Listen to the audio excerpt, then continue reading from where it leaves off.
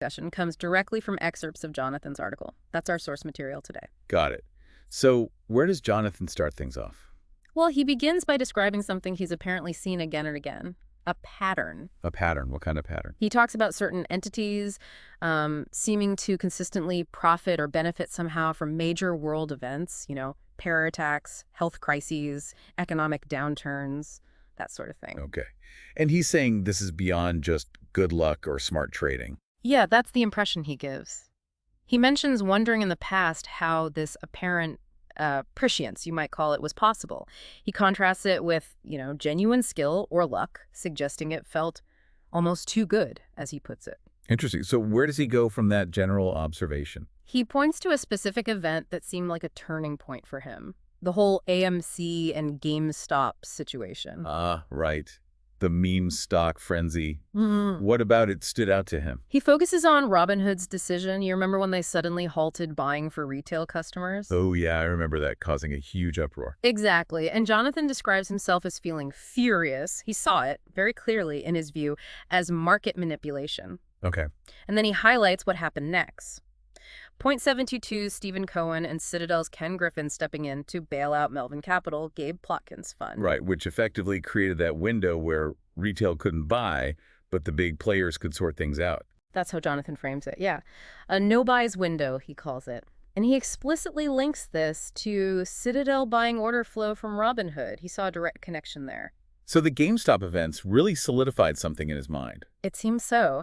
And then things take a bit of a turn. He starts talking about encountering these details in financial news about Gabe Plotkin. Details beyond the bailout. Yeah, stuff that seemed on the surface kind of irrelevant, like Plotkin's philanthropy towards certain Jewish organizations. Jonathan mentions a specific 8 of 11 ratio he read about, references to Friends of the IDF, Jabab Lubavitch of Southampton. Huh. That does sound a bit tangential to a financial story. Right. Jonathan notes there was even an aside about 4chan and anti-Semitism in the reporting he saw. He says he was confused at first, wondering why this was being included. So how did he end up interpreting it? Well, he eventually started framing these details through a concept he calls Jewish agency. He came to see these mentions, according to his article, as significant in understanding the dynamics at play. Jewish agency. Okay. Right. So that concept became a lens for him. Apparently so. He describes then digging into the connections between places like Lab 4-1, which he links to in QTEL, and the CIA Point 72, Citadel, Robinhood, all while keeping this question of Jewish agency in mind. And this research led somewhere specific? It led him to develop what he calls a working thesis. Okay. What did that thesis involve? It started connecting various dots, or potential dots, between big global events, the COVID pandemic, the 2020 U.S. elections, medical mandates, things like that. Wow, so really broad connections. Yeah, though he does acknowledge in the article that he was still working on piecing together the direct links. It was a developing idea. Before he goes further, does he elaborate on how he's thinking about these networks? He does. He inserts what he calls an important sidebar. It's about how you might define the boundaries of a potential criminal network, as he puts it. How does he suggest doing that? He proposes looking at two things: willingness or motive, on one hand, and ability or capability on the other. Makes sense. Motive and means. Right. And he adds a crucial point. The larger the scale of coordination required, the tighter the bonds between the people involved probably need to be. What kind of bonds? He suggests things like shared ideology, culture, that sort of thing, strong connective tissue.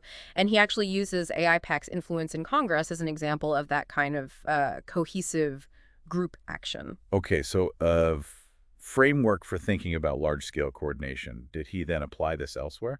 It seems like it. He briefly mentions a few other situations that he says confirmed his suspicions along these lines. Such as? The collapse of FTX, and he specifically notes Gary Gensler's involvement there. Also, the flow of FTX funds to Ukraine. Okay. And also events in the DeFi crypto space, like Terra Luna and UST collapsing, and the Silicon Valley Bank situation as well. And what was the common thread he saw? In the SVB example, he explicitly mentions what he describes as an overwhelming Jewish component among the investors who were bailed out. So these events seem to fit the pattern he was exploring. Right, and all this leads him where? It leads him to the main focus of his article, BlackRock's Aladdin. Finally. Okay, so how does Aladdin fit into this picture he's been building? He presents Aladdin not just as some financial software, but as a really key tool within this whole broader issue he's outlining. A tool. And he gives him background. Yeah, he notes its origins, back in 1988. Developed initially by Charles Halleck and a Dr. Bennett W. Golub who came from Sun Microsystems. Okay, so it's been around a while. What's the core claim Jonathan takes about it? This is probably the central assertion in the piece. Jonathan states that Dr. Bennett Golub Jr., the co-creator, has been in charge of something called the BlackRock UJ Federation program, essentially since Aladdin began. The BlackRock UJ Federation program, what does he say that means? Well, based on that assertion, Jonathan draws a very direct conclusion. He writes, and I'm quoting his phrasing here, Aladdin was literally created and controlled by UJ Federation, the known Mossad operation that was directly involved in 9/11, COVID 2008, STX, stolen elections, and the full-scale, wide-open borders invasion of the United States, according to the Kalergi Plan, via illegal immigration. Wow, okay, that's quite a statement. He's directly linking Aladdin's control to UJ Federation, which he explicitly calls a known Mossad operation involved in all those major events. Yes. He even simplifies it down to an equation in his article, UJ, Mossad, Aladdin equal BlackRock. So a very direct and frankly startling claim about the nature and control of Aladdin. Extremely direct. And he doesn't stop there. He tries to build out these connections further. How so? He points to Dr. Golub's role on the investment committee of the Claims Conference. The claims conference. What is that? Jonathan identifies it as the Conference for Jewish Material Claims Against Germany, and his description is quite pointed. He claims it's about weaponizing the Holocaust hoax for financial gain. Okay, again, very strong claims there attributed to Jonathan. What else about Golub? He mentions K2 Integrity being involved with the Claims Conference. K2 was co-founded by Jules Kroll. And does Jonathan connect Kroll to other things? Oh, yes. Jonathan links Kroll in his article to investigations around 9/11 and even the RFK assassination. He also notes Kroll's firm was involved with the Bernie Madoff Ponzi scheme, which Jonathan links to Hadassah, and says Kroll is now involved in the FTX situation, too.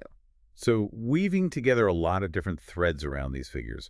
What about Golub's roles at BlackRock and elsewhere? Jonathan highlights Golub being BlackRock's chief risk officer since 2009 and also president of the Jewish Community Relations Council of New York, the JCRCNY, since January 2022.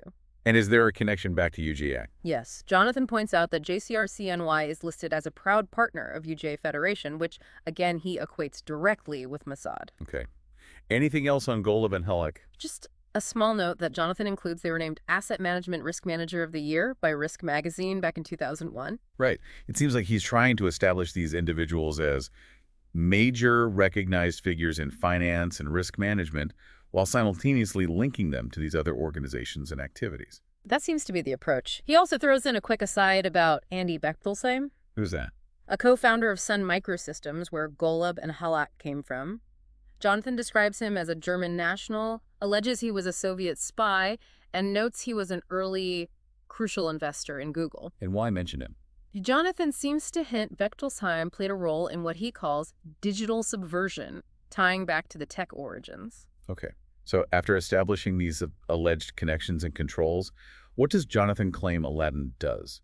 What are its capabilities, according to him? He lists quite a range of alleged functions. Predictive analytics, for one. Predicting what? Market movements, presumably, but also wargaming, various crises, terror attacks, pandemics, natural disasters. Just simulating potential future events. That's the claim. He also alleges it's used for global financial market manipulation, front-running trades. Standard financial misconduct allegations, perhaps, but on a massive scale if tied to Aladdin. Right. But then he goes further, alleging involvement in election fraud. Election fraud. How? He specifically mentions a connection to the stealing, as he puts it, of the 2022 Arizona governor's race. He also brings up central bank digital currencies, CBDCs. Ah, CBDCs. How does Aladdin fit in there, in his view? He mentions a company called R3, which he says was selected by central banks for CBDC development, and implies Aladdin is involved. He lists R3's backers as of August 2021, major banks like BNY Mellon, Goldman Sachs, Morgan Stanley, JP Morgan, Citi, UBS. He links UBS to UJA and Dominion Voting Systems in that list as well. Yes, that parenthetical is in his text. He also states, quite definitively, his belief that election hacks originate from the Chad.network in Rehavat, Israel. Okay.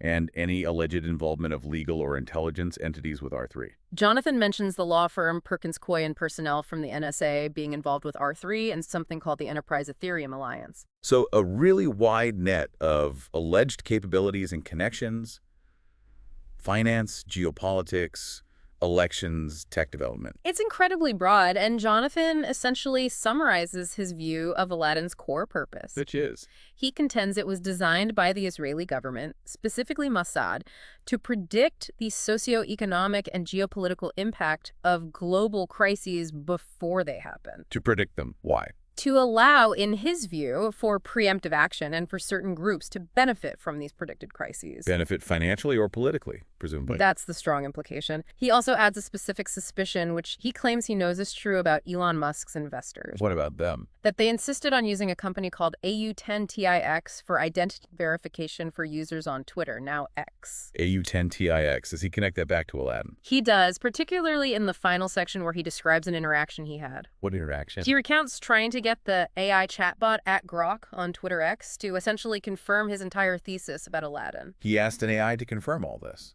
Yeah, he describes prompting @Grok to acknowledge the accuracy of his claims about Aladdin's nature, its integrations, its financiers, even its alleged physical location, Wenatchee, Washington, apparently. What kind of details did he include in the prompt? Oh, a whole list. Alleged connections to Coinbase, Dominion Voting Systems, GoDaddy, Limi Bank, Palo Alto Networks, KPMG Israel, BNY Mellon, the IDF's Unit 8200, Goldman Sachs, the U.S. Treasury, Jewish federations. Basically summarizing his entire argument for the AI. Pretty much. He also included the claim about Aladdin originating from stolen Goldman Sachs trading code, allegedly overseen by Robin Vince, who is now CEO at BNY Mellon. And the AU10TIX connection. Yes. He included claims that the founders of AU10TIX, Ron Atzmon and Dan Yerushalmi, collaborated with a BNY director named Guru Guraman to feed Twitter X user data into Aladdin. Feeding user data into Aladdin. That's the allegation. He further claims the Bank of Israel has been using Aladdin since 2019, and that Israel granted a digital currency bank charter to NIRZ UK, whom he links to IDF Unit 8200 and Palo Alto Networks. This is a lot of very specific, very serious allegations packed into a prompt for an AI. It is. And Jonathan apparently proposed a kind of wager to @Grok based on its response. A wager. Yeah, like if he was right, @Grok should apologize, and if he was wrong, he'd ask for a receipt. It's a bit unclear, but it also involved getting his suspended account reinstated. And what happened? Did @Grok respond? According to Jonathan, @Grok stopped replying, and subsequently, his Twitter X account, @GoyWonderTM, was suspended. So the interaction ended with the AI going silent and his account being suspended. That's how he reports it. And he finishes this part of the article by saying Part 2 will delve deeper into Google's Eric Schmidt, Lumi Bank, BNY Mellon, Shinbet, Team 8, Goldman Sachs, the alleged 2009 code theft, and the infiltration by IDF Unit 8200. So more to come, apparently. The article also mentioned a Q&A and acknowledgments. Yes, a brief mention of a Q&A for paid subscribers, and a thank you to someone called Parzival for sharing BlackRock details on Twitter X. Okay, so just to try and summarize the core arc of Jonathan's article here.